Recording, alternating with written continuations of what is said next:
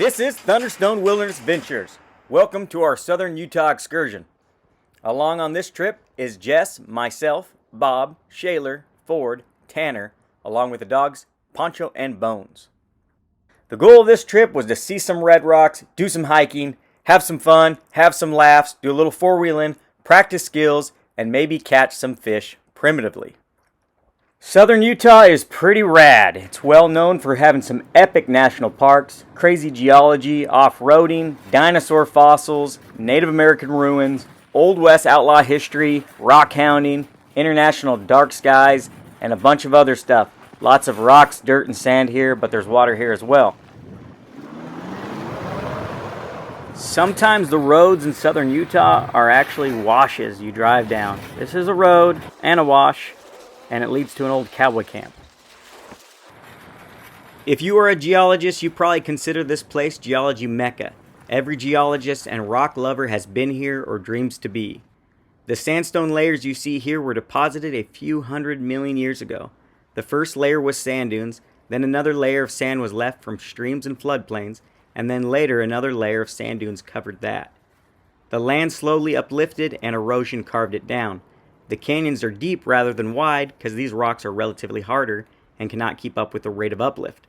Before I start making up stuff that I don't know, I'm going to stop there because I'm no geologist.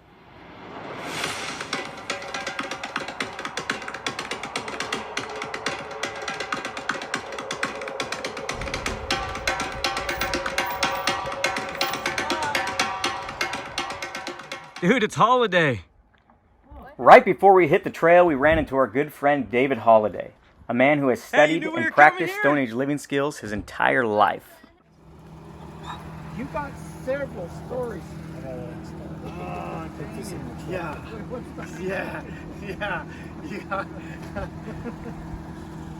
You took about 4 or 5 years of my life and condensed them into one adventure.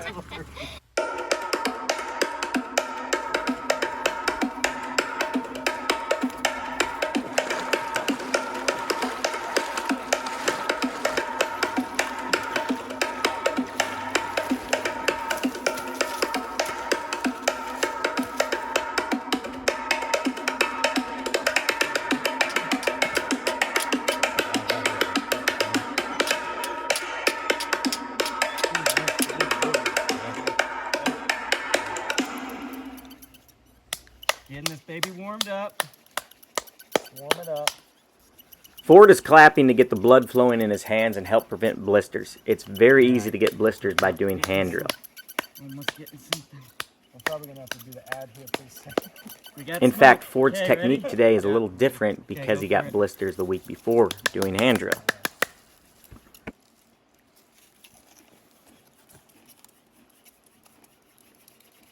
There we go. Good work. Good work.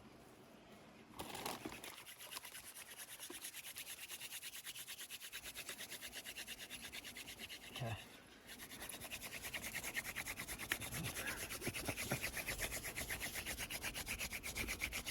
Sorry. Got something going. By now we probably already had an ember, but it's always good to go a little bit longer and get a really big one.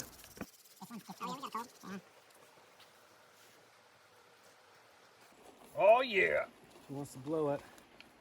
I mean, you can if you want, I'm pretty but I could. But I don't That's want all? to like blow it. Well, do you want to do it? I'll What? let everybody. Okay, Let's well, all. let's do it I'll together. try. But with the Heck nose. yeah. Oh, do it. Hey, you Yeah, give it. Tanner. We'll coach you through it. Don't act like it was easy. I was So crying kind of inside. pinch it together a little Yeah, bit slight pinch. over top, a little bit, so it's like the fibers are touching it. And hold it up high too so it doesn't smoke go in your Okay, eye. don't let it fall out though. It might fall out until it burns into Oh it. yeah. Oh yeah. Good job. Oh man. Oh, He's a pro. This looks look at that ghostly smoke. Tanner was relatively new to some of the skills we were doing, but picked up on them really quick. In the next couple of days, he had made his own bow drill set and got fire on it. Gradually increase your breath. You know what you're doing. Oh yeah. Go ahead, throw it down here. Oh yeah.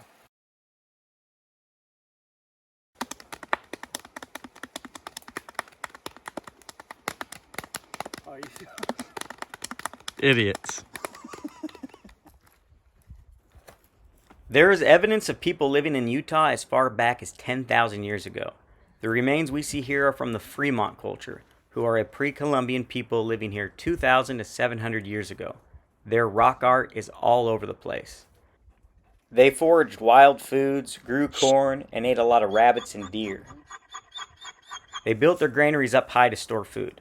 I've walked these canyons and thought if I lived here, I would build on that shelf. Then I would hike up there and usually find ruins. The Fremont wore moccasins instead of yucca sandals like their neighbors, the ancestral Puebloans, sometimes called the Anasazi. Then around 1300 AD, they abandoned their structures, and we don't know why. What's the difference between petroglyphs and pictographs? Petroglyphs are pecked into the stone, while pictographs are painted on. Yeah, I don't know what they look like. That's cool. That guy's shooting an arrow. They're all hunting. That guy looks like he has a bow or something. And then there's this little guy. He's got a bow. Like he's shooting. Maybe wearing like a headdress or something? Yeah. With the horns? Yeah. Oh, this does look like he has like he's wearing like a animal skin and he's on all fours. Because if that is like a bow, like shooting, it's like there's his head, but this is. Well, we don't know what their rock art meant. I would bet that it had deep meaning. Was it religious and ceremonial, markers for travel, or meeting spots? We don't know. We see a lot of hunting scenes, strange symbols, and characters that look like they could be devils, aliens, gods, warriors, chiefs, or shamans with ceremonial headwear. If you see rock art, please respect it and don't touch it. Watch your step, because there could easily be an 800-year-old corn cob there on the ground. No kidding.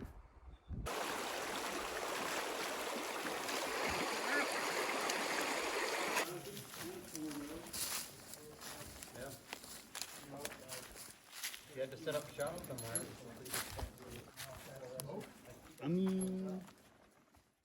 With camp set up, now it was finally time to go catch fish. With the water clear and shallow and with a keen eye, you could see a lot of fish. The idea is simple. Walk up the river slowly, get close enough, and spear the fish.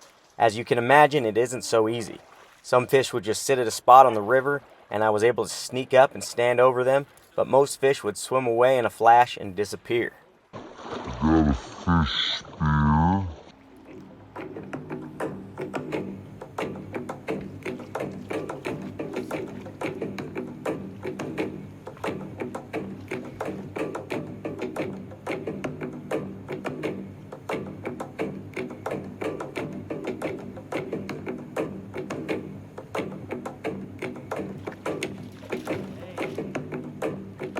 Whenever I saw a fish just hanging tight, I wasn't lucky enough because soon Bones would be there and that fish would be gone.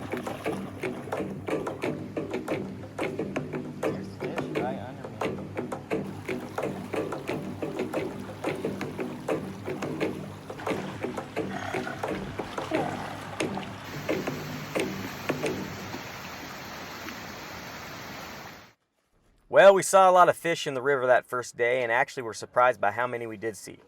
We took a few shots with the spears and tried a little hand fishing, but with no luck. Now it was time for dinner and to enjoy camping in a cave that probably had people camping in it for thousands of years before. This one's chili and garlic. Man, this is like one of the main reasons I love like Red Rock country, because I feel like it harnesses my inner child / monkey boy. Yeah. You know, like you just see all these rock formations, you're like, oh, I want to go climb that.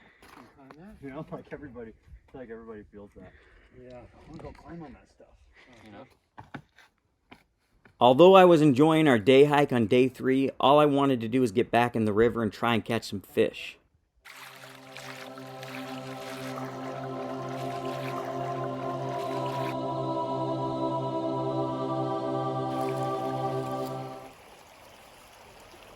I put down my spear and I began walking the river for quite a while looking for fish, maybe an attempt to hand fish.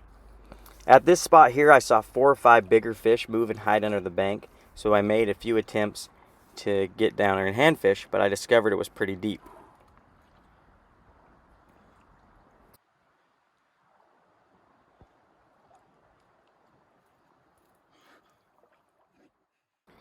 Then, for whatever reason, I decided I was going to stick my spear in there and just try to spear him blindly, which, for a lot of reasons, wasn't going to work. The result of blindly jabbing my spear into the bank left the points dull and one of the prongs broken, which was already weak due to bug holes. I needed to gauge how deep the hole really was. My spear was about 6 foot tall, so I could get an idea using that. Okay, so it's about 4 feet. So if I were to try to get those fish underneath that shelf, I'd have to swim underneath about 4 feet. Oh wow, that one's a lot deeper. Parts of that shelf might be 6 foot deep.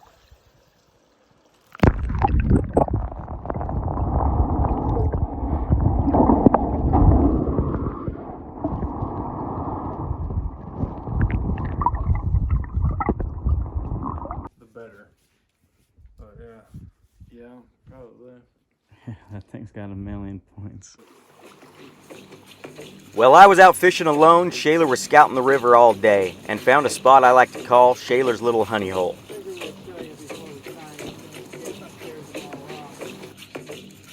This spot provided perceived safety for the little gang of suckers. The three of us got together and put our spears in and were right on top of them. Whenever one of us had a close strike, we would wait for the others to get ready, but would lose our opportunity.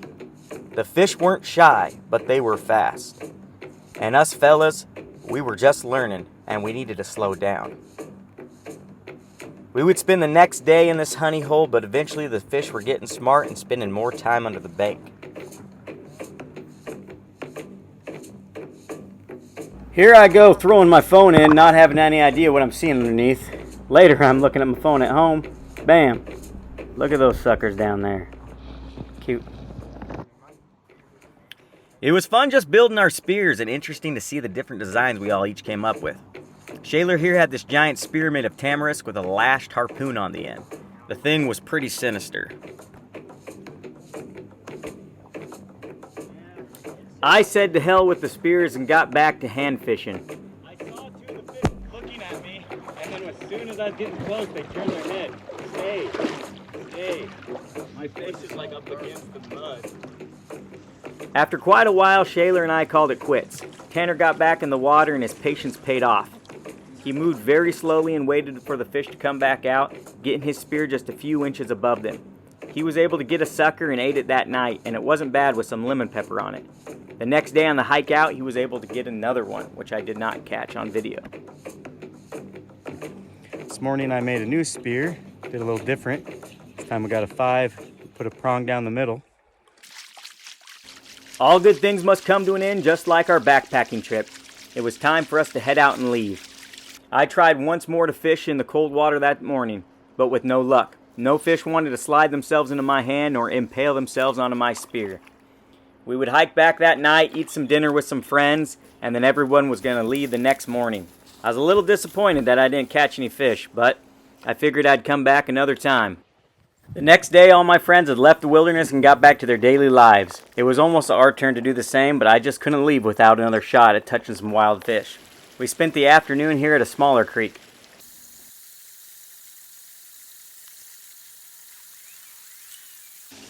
I found a promising spot where I saw a lot of fish going under and hiding under the bank here, but I couldn't get deep enough with the debris in the way, so I removed some of the debris and was able to get my hands a lot further behind the bank. Ah! I grabbed the fish! You almost had it! Ah! Ah!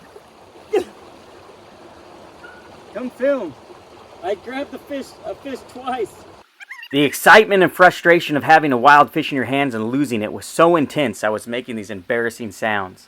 I spent a lot of time in these waters and my desire to catch one was overwhelming. To get my hands far enough in, I had to actually get down on my belly and push my head all the way up the bank, and even then I was barely getting deep enough in there. They're running out and hitting my body. They're so... I can't...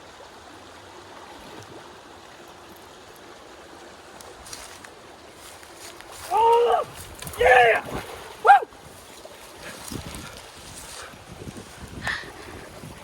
I caught this fish with my hands. It's a beautiful brown trout, I think. Look at that.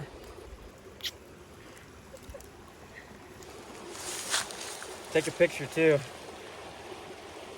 Well, don't take a picture, just do it. You see him? Oops, sorry buddy. I'll put you back in. Thank you. That was awesome.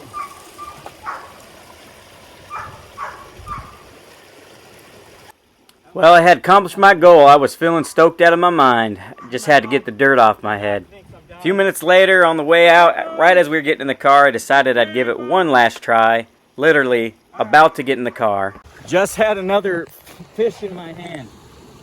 Been trying all day, and then when I grabbed the fish, I grabbed all the plant roots and stuff, and I couldn't separate the fish from the plant and had to let it go. Let's just try to catch one more fish. Got another one. But the plants are in my way. See that? You actually have it? Yeah, I got a third. But you see, I got my hands in the plant. That's the problem with this. All right, buddy. Thank you for watching. If you're going to go try hand fishing, just beware of otters, beavers, and venomous snakes. Shout out to David Holliday and Dave Westcott for advice on hand fishing. There are other mentors who taught my friends, but probably don't want to be mentioned publicly. Go ahead and check out Ford's humorous YouTube channel at Ford Thunder Erickson. And please like and subscribe to my channel, it really helps. Comment below why you love Southern Utah. Please tell us about your primitive fishing adventures. And also tell us where we should go on our next adventure. Maybe we'll meet you there. I'd love to share a campfire with you.